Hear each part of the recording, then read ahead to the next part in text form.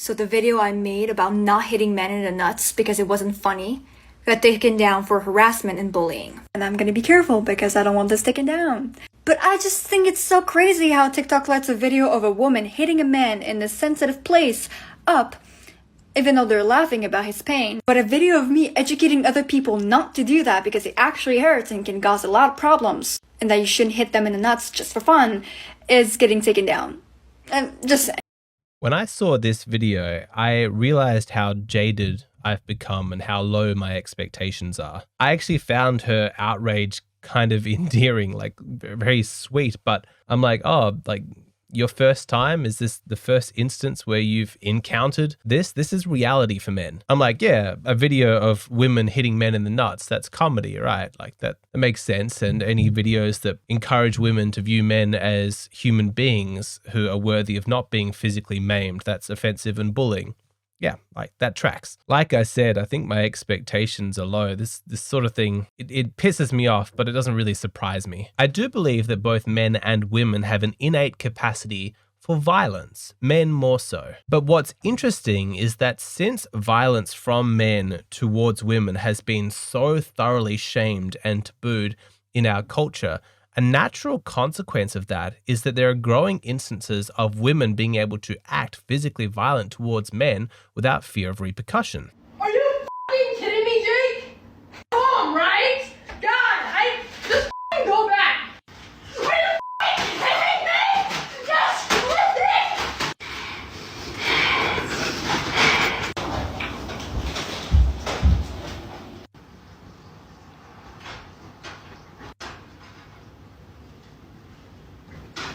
That poor guy. Do you think that there's any possibility that she would express her emotions this way, handle conflict this way, if she thought that there was any chance that he might physically defend himself? No. She trusts him to be the bigger person, to not stoop to her level, so that she's free to act with impunity. She's violent with him knowing that she has the ultimate trump card in that she can do what she wants, but if he was to physically restrain her or try and prevent her from attacking him and she got injured, then she could tell everybody that he was violent towards her and his life would be over. Wanna fucking pay me? I put on this fucking car. I was 12, I'm not fucking paying for me. You wanna cheat on me? I pay for this car, you stupid bitch, huh? Now you fucking laughing, you stupid bitch. Keep fucking paying with me. Again, it's easy for a woman to act this way, knowing that she's safely behind glass and that this man is not going to retaliate. He can't defend himself because if he does, he runs the risk of becoming a social pariah. I know these are just a couple of TikToks, but I've actually had women in my personal life express to me how they used to be violent towards men, knowing with glee that the man could never fight back, and they enjoyed that power. I'm serious. I've had multiple women confess that to me. Now, to be absolutely clear, I want to live in a world where human beings are not violent towards each other. And I'm glad that there is a stigma against men striking women. That's good, that's progress, but it is an unfortunate, predictable consequence is that there's going to be some bad apples, some women who will take this as an opportunity. They're going to enjoy their freedom to act knowing that men have their hands tied behind their backs. I've shared this before, but it's worth repeating. In couples where there's intimate partner violence that's one way, just one partner who's being physically violent to the other, in the majority of cases, it is the woman being violent. Outside of like Amazonian like warrior tribes or like Viking shield maidens, it's not really typical to see what we're seeing in modern societies, all these instances of women being violent. Yes, the instinct for violence is somewhat innate, but it's being enabled by a culture. You watch some of the sitcoms that feature like the strong women and like the bumbling man and count how many times the man gets struck for the purpose of comedy. That's what I mean when I say that it's being culturally enabled, because typically speaking, violence, like physical violence from women, is not really their go-to preferred method of conflict resolution, because evolution has actually put really strong instincts inside women, dissuading them from expressing themselves with physical violence, because it really harms their sexual selection. And because it has to do with sexual selection, it's gendered. Men and women are having very different experiences when it comes to this violence. Think of it this way. If there are two men who are physically competing with each other, fighting with each other over who's going to succeed and get the woman, and they battle it out, and one man emerges victorious and the other man is the loser. Which of those men do you think the woman is likely to choose? She's going to choose the winner because it appeals to her hypergamy. He's stronger, he's more genetically fit, he's going to feel like the safer option, better able to protect against other threats out there. She's going to go towards the man who was victorious, who won the fight. But now flip the genders, and you've got two women physically fighting with each other over a man. And so a man watches the two of them duking it out, having that battle, and then one of the women emerges victorious and like beats up the other girl. And so she's standing over her body and she's like, yes, I'm the victor, I'm the strong woman. Which of those two women do you think the man is going to choose? Oftentimes he's going to choose the loser because the winner is not feminine to him. She doesn't have the qualities that he's attracted to. She's strong,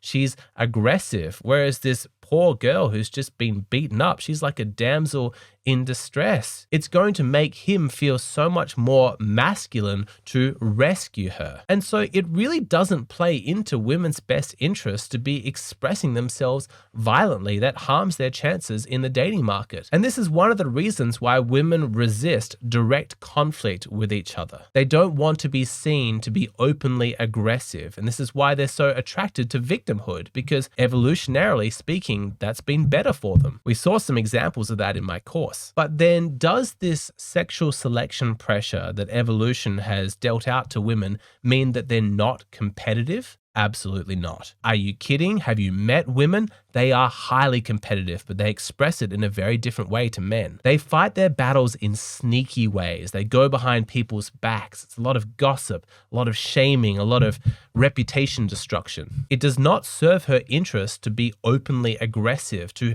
physically beat up her female competitor and then like stand over her body and say, yes, me, I did this, I'm amazing. No man is going to be attracted to that. And so the feminine strategies of competition are a lot more indirect. It's about creating conditions where their competitor appears to have fallen and failed just of their own efforts, while she wasn't even involved. She wants plausible deniability. Some women, and this is very dark, but they will even befriend their competitors, not letting them know that they're actually hating this person. They'll make it out like the two of them are best buddies. And when that girl ultimately fails, she'll be there for her and like support her through the crying, completely gaslighting her. Why would a woman go to those lengths? I mean, it's really dark stuff. Men do not have a monopoly on really messed up dark psychology. Some femininity can be psychopathic. The layers of complexity and the manipulation and the lies and the gossip, it's a lot. And for simple men who express their aggression and their competitive side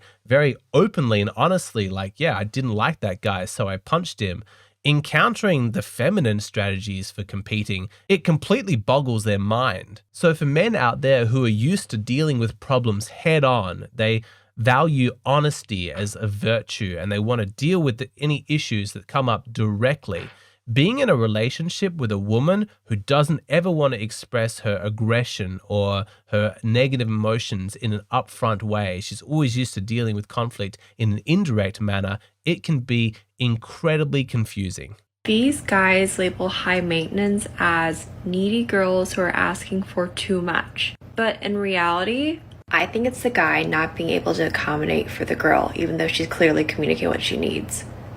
I call bullshit on this. There are women who exist who are able to clearly state their needs. They have that self-awareness and they're able to communicate it in a way that the other person understands. These women take responsibility and we call them high-quality women. They're amazing, but regrettably rare and hard to get into a relationship with because the competition for them is so high. Every man wants to date a woman like that. But like I said, they're very, very rare. I mean, contrary to what this TikTok woman has just said, how many women do you know in your personal life who are able to clearly state their needs? Not many, right? Because that's not what comes naturally to them. They're more indirect. They want to indirectly hint at what their needs are. And that's actually what the majority of men mean when they say high maintenance. Not that she can state her needs clearly, but he's just simply not up to the task. No, it's that she has a large number of expectations and standards, which is okay, but she never states them explicitly. She wants the man to be a mind reader. She wants him to be able to guess what it is that she's wanting. And when he inevitably gets it wrong or fails, she gets really, really upset. That's high maintenance. I've seen so many stories of women like that in my Hey Hero requests, which is where you can ask me advice. But then what do men want? If we're not interested in women who are aggressive and overly direct because it seems masculine, but we're also not interested in women who repress or just never state their needs clearly, what is the middle ground? It is a woman who is direct, clear, and honest, but not in an aggressive way. That's what we want. That is the sort of woman that you should be looking for. That's a mature femininity. A woman who can say, this is what I like. Thank you for doing this for me. Please do more of that in the future. Or a woman who says, this is why I'm upset. It was when this happened or you said this, but I think that I won't be upset in the future if we handle it more like this. A woman who can identify her emotions and then clearly communicate her expectations. She doesn't resort to yelling or shame. That's a high quality woman. Too often, men's experiences of their girlfriend is the exact opposite. She's clearly angry, but she doesn't say why she's angry or what he can do to fix it. The two of you are obviously in conflict, but when you ask her about it, she says everything's fine. It's incredibly frustrating, but I want men to understand that it's different for women. Such is the fear of direct conflict and confrontation that this is why she's reluctant to actually state this stuff out loud. That's not meant to be an excuse. Women should be making an effort to outgrow this, but this is where that instinct comes from. It's that fear that if she's too bold, too direct, she'll be perceived as less feminine. I bet a lot of men can relate to this next part. Let's say you're having an argument with your girlfriend and she refuses to actually show up as a person who's in that argument or own her own standards. For example, instead of saying, I was really disappointed when you did this, she says something like, you are a disappointment. It's not an opinion. It's not her taking responsibility for her own emotional reaction. She's pretending it's some objective fact. You're a disappointment. Why does she do that? Why doesn't she just take ownership? Because the accountability is terrifying to her. It's too direct. Rather than her taking responsibility for the fact that she's making you feel bad about yourself, what she would prefer is that you just feel bad about yourself inside. And then she doesn't need to play the nasty, screaming girlfriend. She can actually be the supportive person.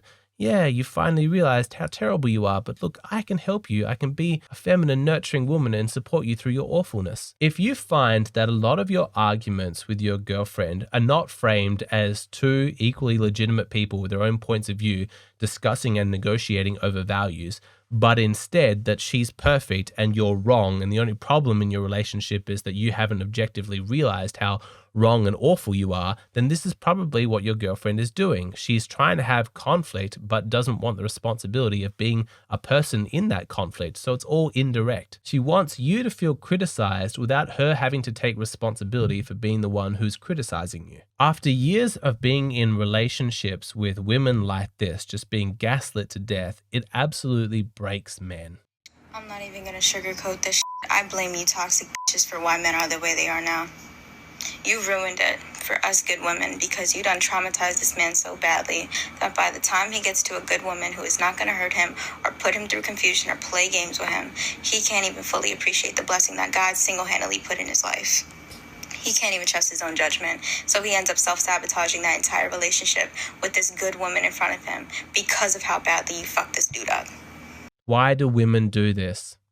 A lot of it comes back to that fear of being seen to be too aggressive, to be confrontational, to lose femininity in the eyes of others. And so it's insults, it's backhanded comments, it's gradually chipping away at his self-esteem. If you've subscribed to this channel, then you know that one of the things I'm always trying to do is get men to understand that women are wired differently. Men, as you imagine yourself as the victor in a fight, standing over the body of your vanquished foe, you feel pride, right? Like it boosts your ego. You feel like it adds to your masculinity. You want people to see. You want it to all be in the open because it all just adds to your glory. Women are not like that. If people see them conquering and vanquishing foes, it adds to their fear, their shame, their sense of loss of their femininity. It doesn't mean that women don't want to defeat you. It means that they don't want to be seen doing it. In fact, it gets a little bit worse. They don't even want to admit to themselves that's what they're doing. I know some of you guys can relate to this, that you've had girlfriends who seemed hell-bent on destroying you, and yet when you point out to them that's what they're doing, they seem sincerely surprised. So if we take as a given that women are biologically scared to enter into direct conflict, and all of their methods of conflict resolution are indirect, whether it's with friends, co-workers, or with you, and you want to coach a woman out of that. You want to teach her a different conflict resolution style where she takes accountability for her emotions and she communicates that to you. What's the best way to do that? How do you teach a woman to break those bad habits and to enter into a new phase? I give a full guide on how to do this in the extended version of this video, which is available on my Patreon. What you're seeing here on YouTube, this is just a shortened version. It's an abridged version. If you want to see the full length version of this video, head over to my Patreon.